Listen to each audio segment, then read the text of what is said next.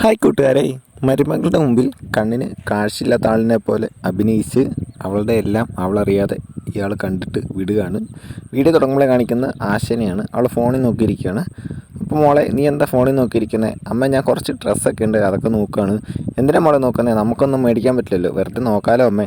മോൾക്ക് എന്തായാലും നല്ലൊരു ആളെ തന്നെ കിട്ടട്ടെ, അമ്മ എന്തായാലും പ്രാർത്ഥിക്കാം. എങ്ങനെയാ അമ്മേ, നമ്മളെപ്പോലെ പൈസ ഇല്ലാത്തവരൊക്കെ ആര് കല്യാണം കഴിക്കാനാ? എല്ലാം ശരിയാകും മോളെ, മോൾക്ക് പറ്റിയ ഒരാൾ വരും. പിന്നെ കാണിക്കുന്ന ഒരു മുതലാളിനെയാണ്. അപ്പോൾ ആളാണെങ്കിൽ ആളുടെ മകന് കല്യാണം ആലോചിക്കുകയാണ്. അപ്പോൾ ബ്രോക്കർ ആണെങ്കിൽ ഓരോ പെണ്ണുങ്ങളുടെ ഫോട്ടോ ഇങ്ങനെ കാണിച്ചു കൊടുക്കുകയാണ്. ഇതൊന്നും എനിക്ക് പറ്റില്ല. മുതലാളി എന്തായി പറയുന്നത്? നല്ല സൗന്ദര്യം വേണം, നല്ല പൈസയും കിട്ടണം. അങ്ങനെ എങ്ങനെയാണ് മുതലാളി? പിന്നെ നല്ല സൗന്ദര്യമുള്ളൊരു കൊച്ചുണ്ട്, പക്ഷേ പൈസയൊന്നും കിട്ടില്ല. അങ്ങനെ ഫോട്ടോ കാണിക്കും. ഇവള് മതി, എനിക്ക് പൈസ കിട്ടിയില്ലെങ്കിൽ കുഴപ്പമില്ല, ഇവളെ എനിക്ക് ഇഷ്ടപ്പെട്ടു, താനൊരു കാര്യം ചെയ്യുക, അവളുടെ വീട്ടിൽ ചെന്നിട്ട് സംസാരിക്കുക, എല്ലാം ഓക്കെ ആക്കാൻ പറയും. പിന്നെ കാണിക്കുന്ന ആശയുടെ വീടാണ്. അപ്പോൾ ഇവരൊന്ന് സംസാരിക്കുകയാണ് കേട്ടോ. മകനില്ല, മകന് ലീവ് ഇട്ടിട്ടില്ല. എനിക്ക് മോളെ ഇഷ്ടപ്പെട്ടു, എന്തായാലും മകൻ അടുത്ത മാസം വരും, അപ്പം നമുക്ക് കെട്ട് നടത്താമെന്ന് പറയും. കല്യാണം എല്ലാം കഴിഞ്ഞു. ആശ ഇങ്ങനെ ഇരിക്കുന്നു. അപ്പോഴത്തേക്കും മകൻ വരും കേട്ടോ. ഒത്തിരി നേരം കാത്തിരിക്കാൻ തുടങ്ങിയിട്ട്. ഞാൻ എൻ്റെ പെണ്ണിൻ്റെ മുഖം നേരെ ഒന്ന് കാണട്ടെ. ഞാൻ വായും കൈയും എല്ലാം നല്ലപോലെ കഴുകാൻ പോയതാ, അച്ചാറ് കൂട്ടിയതല്ലേ. ഇല്ലെങ്കിൽ നിനക്ക് ഒന്നും ആസ്വദിക്കാൻ പറ്റില്ല. ഞാൻ തിന്നുമ്പോൾ നിനക്ക് നല്ല നീറ്റിലായിരിക്കും. എന്നിട്ട് ഇവനാണെങ്കിൽ ഇവൻ്റെ പഴമെടുത്ത് പുറത്തിടും. ഇവളാണെങ്കിൽ ഇത് നോക്കി ഇങ്ങനെ ഇരിക്കും കേട്ടെ. ചേട്ടാ, ഇത് എങ്ങനെയാണ്? എനിക്കത്ര പരിചയമൊന്നുമില്ല. ഇങ്ങനെയൊക്കെയല്ലേ മോളെ പരിചയമാകുന്ന? നമുക്ക് അങ്ങോട്ടും ഇങ്ങോട്ടും ഒക്കെ ചെയ്യാം. ഞാൻ ചേട്ടൻ്റെ പഴമെടുത്ത് കയ്യിൽ വെച്ച് കളിക്കാം. ആശേ, പതുക്കെ വേണേ, പഴമെടുത്ത് ഒടിക്കല്ലേ ചേട്ടാ. അതൊക്കെ എനിക്കറിയാം, വെറുതെ കളിയാക്കല്ലേ. അങ്ങനെ ഇവരുടെ പരിപാടികളിലേക്ക് കിടക്കുകയാണ്.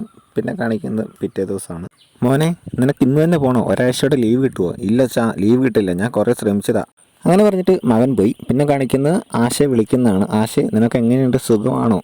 നിങ്ങളുടെ ഒരു കാര്യം, നിങ്ങളെന്നെ സുഖം അറിയിച്ചിട്ട് പോയതല്ലേ. അപ്പോഴത്തേക്കും ഒരു സൗണ്ട് കേട്ടും കേട്ടോ. ചേട്ടാ, ഞാൻ ഇപ്പോൾ വിളിക്കാം, എന്താന്ന് പറഞ്ഞ് പോയി നോക്കട്ടെ. നോക്കുമ്പോൾ എന്താ, അമ്മായിപ്പനാണെങ്കിൽ കോണിപ്പടിന്ന് നേരെ താഴെ കിടക്കുന്നു. ആശ പെട്ടെന്ന് ഡോക്ടറെ വിളിച്ചു. ഡോക്ടർ വന്നിട്ട് മരുന്ന് കൊടുത്തിട്ട് പറഞ്ഞു, കുഴപ്പമൊന്നുമില്ല, ബോധം വരുമ്പോഴത്തേക്കും ആശുപത്രിയിലേക്ക് കൊണ്ടുപോകാം. പിന്നെ ഇയാൾക്ക് കുറച്ച് കഴിയുമ്പോഴത്തേക്കും ബോധം വന്നു കേട്ടോ. അപ്പോൾ ചോദിക്കുകയാണ്, എന്താ മോളെ ഇവിടെ ഭയങ്കര ഇരുട്ട്?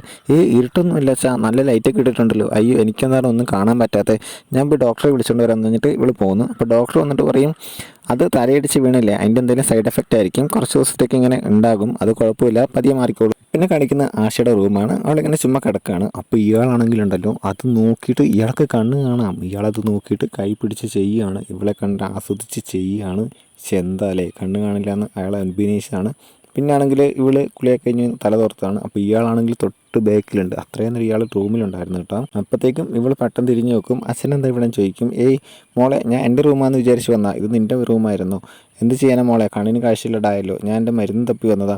സാരമില്ല അച്ഛാ, അച്ഛനെ ഞാൻ റൂമിൽ കൊണ്ടാക്കാം, അച്ഛനെ കുറച്ച് നേരം ഒന്ന് വെയിറ്റ് ചെയ്യാന്ന് പറഞ്ഞ് ഇവളാണെങ്കിൽ ഡ്രസ്സൊക്കെ മാറ്റിയിട്ട് അച്ഛനെ കൊണ്ടാക്കാൻ പോവാം. എന്നാ അച്ഛാ ഇത് കുടിക്കുമെന്ന് പറഞ്ഞ് ആശാണെങ്കിൽ അയാൾക്ക് ചായ എടുത്ത് കൊടുക്കും. ഇയാളാണെങ്കിൽ ചായ മേടിക്കുമ്പം ഗ്ലാസ്സിലല്ല കണ്ണ്, പക്ഷേ കണ്ണ് കാണിച്ച് കാണാം കേട്ടോ. പിന്നെ ആശയാണ് അവിടെ തുടയ്ക്കുമ്പോഴും എല്ലാം ഇയാളാണെങ്കിൽ ഇതും പിടിച്ച് ഇങ്ങനെ നോക്കി നിൽക്കുകയാണ്. പിന്നെ ഇവളാണെങ്കിൽ കെട്ടിയാനെ വിളിച്ചിട്ട് അച്ഛൻ്റെ കാര്യമൊക്കെ പറയും. അതും നോക്കി ഇയാൾ നിൽക്കുകയാണ് കേട്ടോ. ഇയാൾ എപ്പോഴും പുറകെ തന്നെ ഉണ്ട്, കണ്ട് ആസ്വദിച്ച് നിൽക്കുകയാണ്. ഇവള് തിരിഞ്ഞു നോക്കും കേട്ടോ. അച്ഛനോട് നിൽപ്പുണ്ടായിരുന്നു.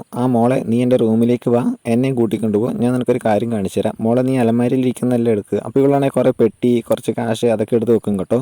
അപ്പോൾ ഇയാളാണെങ്കിൽ അതെല്ലാം തുറന്ന് കാണിക്കും. അത് ഫുള്ള് മാല, സ്വർണം, അങ്ങനെ കുറേ സംഭവങ്ങളാണ്. അതെല്ലാം കാണുമ്പോഴത്തേക്കും ഇവളൊക്കെയാണെങ്കിൽ എന്ന് വെച്ചാൽ ഇതൊന്നും കണ്ടിട്ടില്ലല്ലോ, പൈസ ഇല്ലാത്ത വീട്ടിലല്ലേ. അച്ഛാ, ഇതൊക്കെ ആർക്കാ? മോളെ, ഇതൊക്കെ എൻ്റെ ഭാര്യയുടെ ആയിരുന്നു, ഇനി അതെല്ലാം നിനക്കാണ്, പക്ഷേ നീ എനിക്കൊരു കാര്യം ചെയ്തു തരണമെന്ന് പറഞ്ഞ് ഇയാൾ അടുത്ത് ചെല്ലും. അച്ഛാ, ഇതൊന്നും പറ്റില്ല, അച്ഛനെന്താ ഇങ്ങനെ? നിന്നെ ആദ്യം കണ്ട അന്നു മുതൽ നിൻ്റെ കേക്ക് തിന്നാനും പഴമെടുത്ത് വായി തരാനല്ല എനിക്ക് തോന്നിയതാ. എനിക്ക് കണ്ണ് കാണാം, കണ്ണ് കാണില്ല എന്ന് പറഞ്ഞ് ഞാൻ നിന്നെ ഫുള്ള് കണ്ട് ആസ്വദിച്ച് എന്നും വിടുമായിരുന്നു. നിങ്ങൾ എന്താണ് ഈ പറയുന്നത്? നിങ്ങളുടെ മോനെങ്ങാനും ഇതറിഞ്ഞാണ്ടല്ലോ, നിങ്ങളുടെ പഴഞ്ചെത്തി ഉപ്പിലിടും. മോളെ, നീ ഇതെല്ലാം നോക്ക്, ഇതെല്ലാം നിനക്കുള്ളതാ, നിനക്കൊരു രാജകുമാരിയെ പോലെ ജീവിക്കാം. അങ്ങനെയെല്ലാം പറഞ്ഞത്തേക്കും ഇവളാണെങ്കിൽ സമ്മതിക്കുകയാണ് കേട്ടോ. എന്നിട്ട് ഇയാളുടെ പഴം തിന്നുകൊണ്ട് ഇയാൾക്ക് കേക്ക് കഴിക്കാൻ കൊടുക്കുകയാണ്. അങ്ങനെ അതൊക്കെ കഴിഞ്ഞു. പിന്നെ മകനാണെങ്കിൽ വന്നിട്ട് പോകാൻ നിൽക്കുകയാണ്.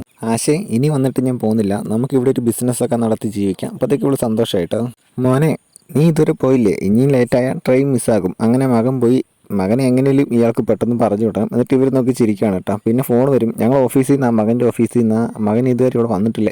അവൻ ഒരാഴ്ച മുമ്പ് ഇവിടുന്ന് പോയല്ലോ. അപ്പോഴത്തേക്കും പോലീസ് വരും. മകൻ ഒരാഴ്ച മുമ്പ് കാണാതായിട്ട് നിങ്ങളെന്താ പോലീസിൽ പരാതി തരാതെ തരുന്നത്? ഓഫീസിൽ നിന്ന് പരാതി തന്നിട്ടുണ്ട്, നിങ്ങളുടെ വീട് സെർച്ച് ചെയ്യണം. അങ്ങനെ വീട് സെർച്ച് ചെയ്യുമ്പോഴത്തേക്കും ഒരു ബാഗ് കിട്ടും. ബാഗ് തുറന്ന് നോക്കുമ്പം അതിൻ്റെ അകത്ത് സംഭവം ഉണ്ട് കേട്ടോ. സാറേ മകൻ പോയെന്ന് വിചാരിച്ച് ഞങ്ങൾ കളിക്കുകയായിരുന്നു. അപ്പോൾ ഞങ്ങളുടെ കളി കണ്ട് മകൻ വന്നു. അവനാണ് ആകെ ഷോക്കായി. ഞങ്ങൾ ഒന്നും രണ്ടും പറഞ്ഞ് വഴക്കായി. അതിൻ്റെ ഇടയ്ക്ക് ഞങ്ങൾക്ക് വേറൊന്നും ചെയ്യാൻ പറ്റിയില്ല. അങ്ങനെ സംഭവിച്ചു പോയി. പിന്നെ ഞങ്ങൾ രക്ഷപ്പെടാൻ വേണ്ടി ഇങ്ങനെയൊക്കെ ചെയ്തു. ഗൈസ്, ഇപ്പം വീഡിയോ ഇഷ്ടപ്പെട്ടാൽ ലൈക്ക് ചെയ്യുക, ചാനൽ സബ്സ്ക്രൈബ് ചെയ്ത് സപ്പോർട്ട് ചെയ്യുക. വീണ്ടും അടുത്തൊരു അടിപൊളി വീഡിയോ ആയിട്ട് വരാം.